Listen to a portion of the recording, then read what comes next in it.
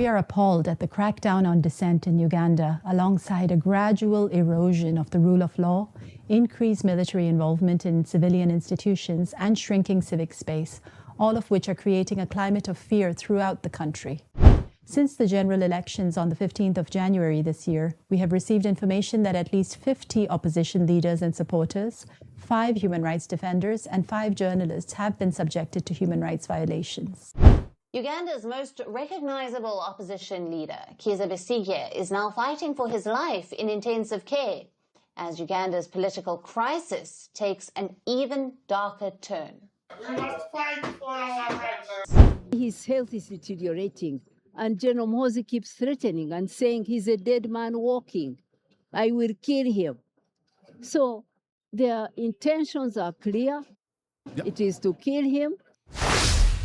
Well, ladies and gentlemen, the tide may finally be turning.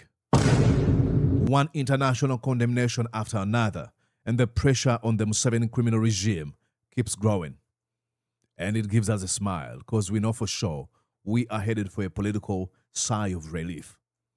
Just days after Human Rights Watch called out Ugandan authorities of arbitrary detentions, incommunicado detention, and politically motivated prosecutions, the United Nations High Commissioner for Human Rights, Volker Türk, has now sounded the alarm over the crackdown on dissent, the erosion of the rule of law, and the growing militarization of civilian institutions and the shrinking of civic space in Uganda.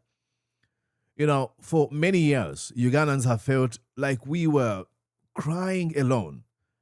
And I want to say today it feels a little different. It feels or appears as though the world is beginning to listen. We want to see that more and more. And in my opinion, this is more than another international statement. It is another crack in the wall that's been protecting Museveni and his regime for quite some time. You know, Museveni has sold this fake image, a complete facade that is a Democrat. And that image is starting to really get blurred, to disappear. And we love to see that. Now, to every Ugandan that is watching, every Ugandan that is yearning for change, do not lose hope. Like I've already said, I'm going to have to show you these words one more time. We must accept the finite disappointment, but never lose the infinite hope. The finite disappointment is how we've had to wait for these voices to come out. But we cannot lose in the infinite hope that in the end, they'll come out and condemn, call out the lawlessness and the impunity of the Museveni criminal regime. Yes, no regime lasts forever. And perhaps the signs of accountability are beginning to become impossible to ignore, especially for the world. Now, I'm going to have to show you what the UN said, and I'll let you decide for yourself whether this marks a turning point for Uganda or it is just the normal condemnation. Welcome to Mordecai Murisa Live. You're watching Mordecai Murisa Live political commentary. Please consider subscribing to help grow Uganda's Voices of Struggle ecosystem. Thank you. I cannot appreciate you enough for using your valuable time to always go on social media, break down things for people.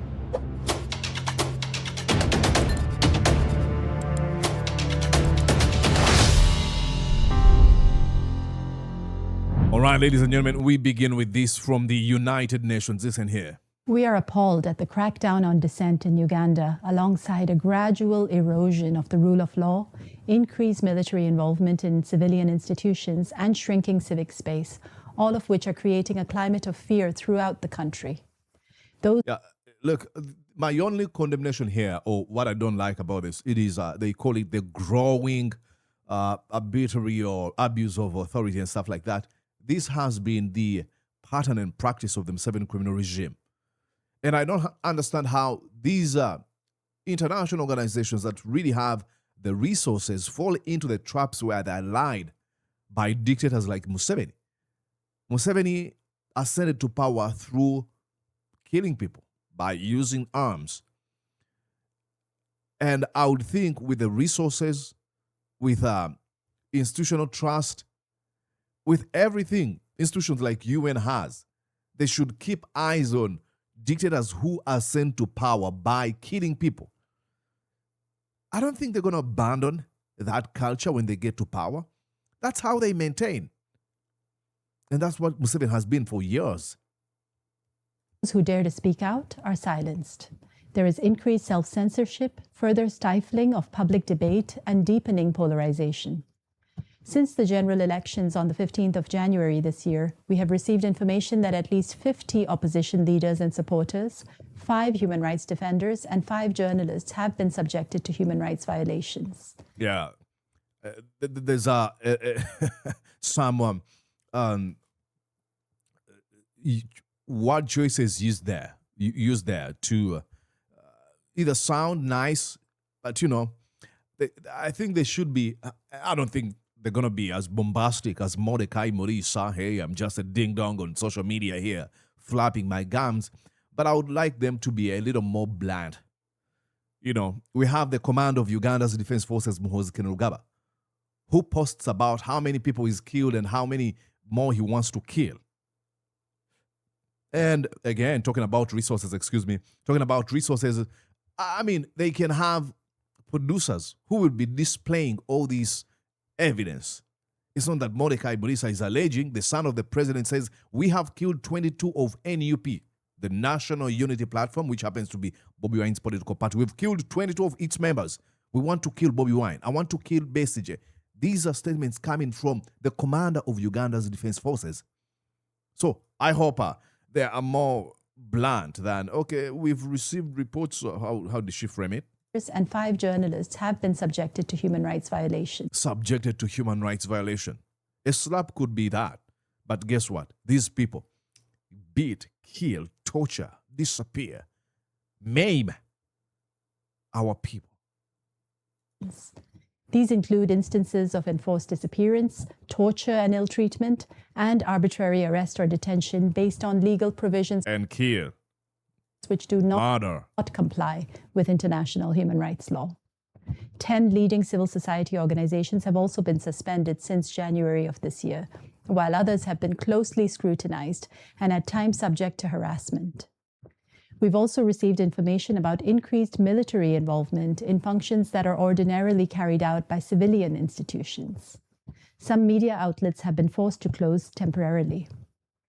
We call on the government to abide by its obligations under international human rights law, the African Charter, and the Ugandan Constitution to ensure a vibrant civil society where everyone can freely express their views and participate in public affairs.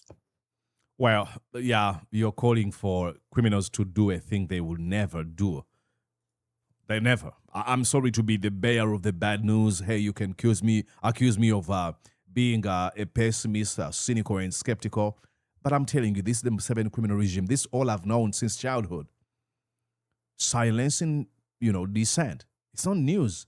Okay, yeah, I told you about Human Rights Watch recently coming out to condemn the Museveni criminal regime as well. This is a statement they released a few days ago. This is Human Rights Watch.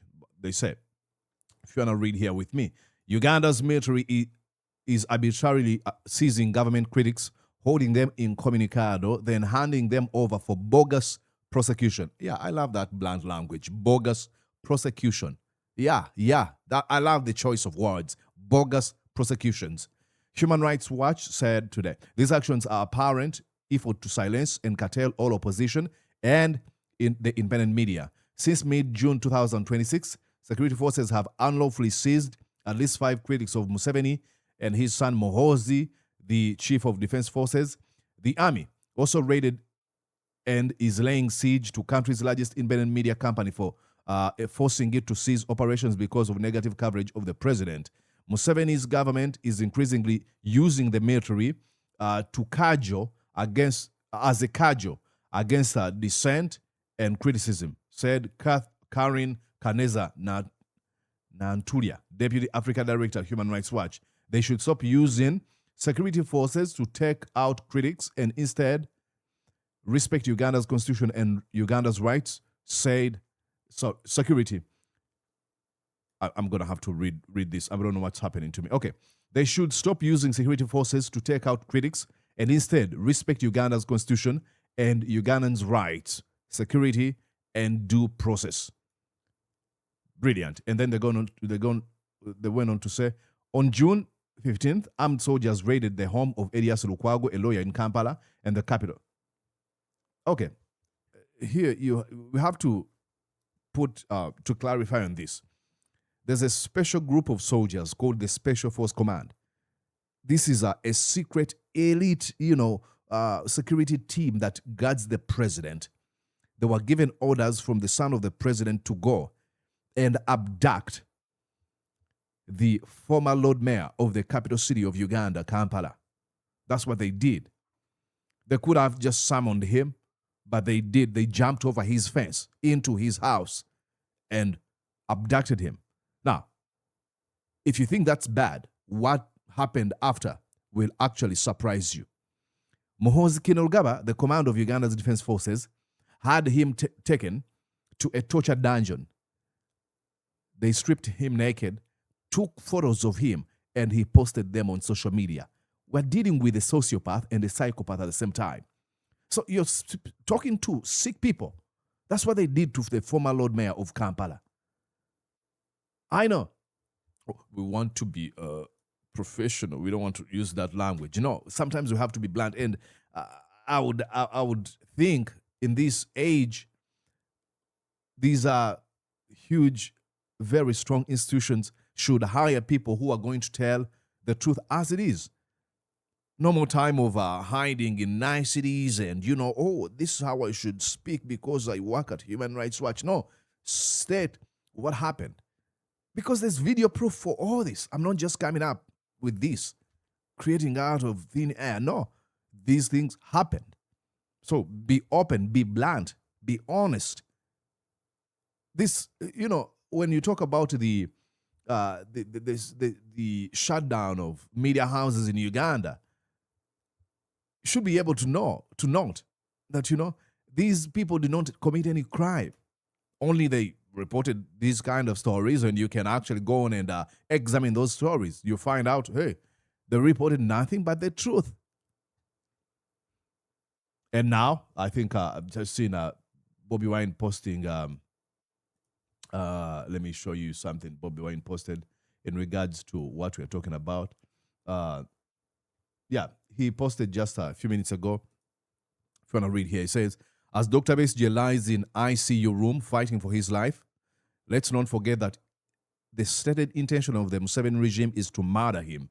Museveni's criminal son, who derives pride in being a face of evil, has been clear that Besigye will only leave prison in two ways, either in his coffin after we hang him or shoot him, or on his knees apologizing to Museveni.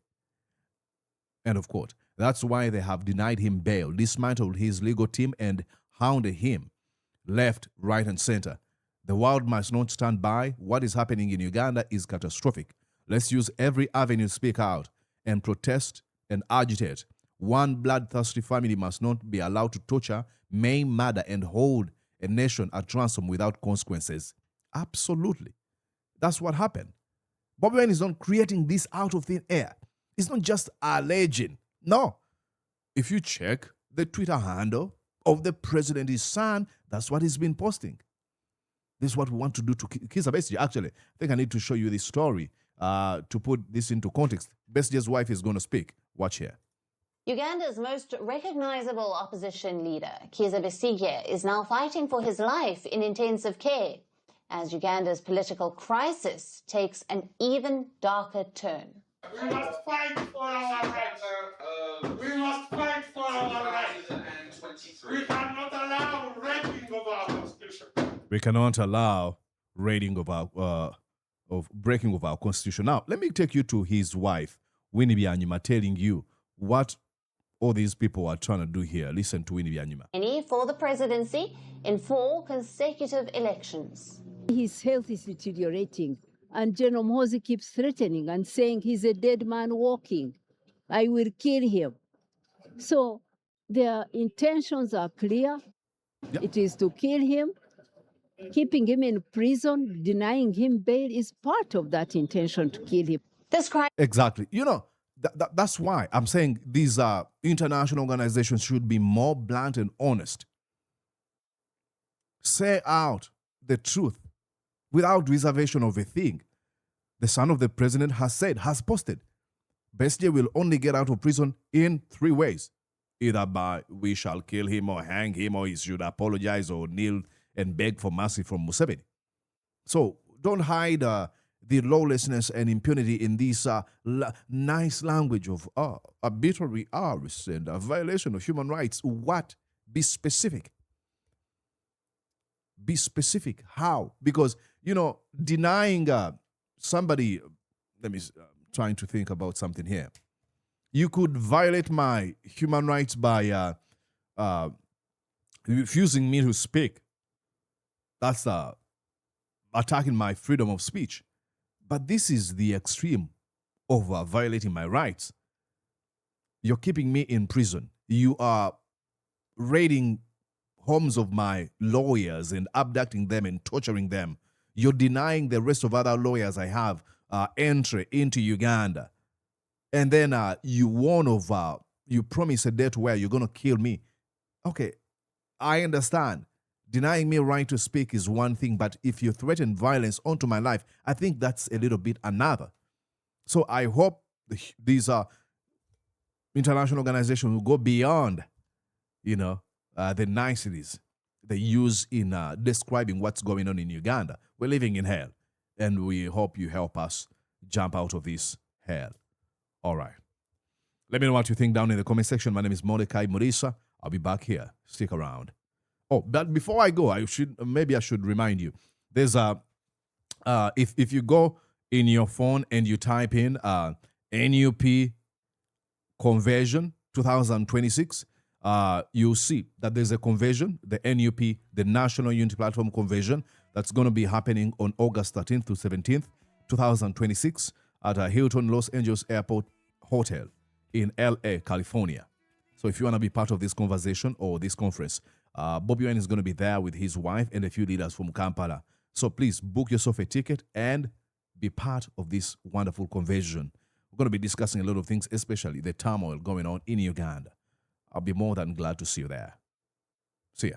Did you enjoy what you just watched? I'm sure they did. I'm going to guess that you did. How about you consider subscribing to Mordecai Marissa Live YouTube channel? Thank you.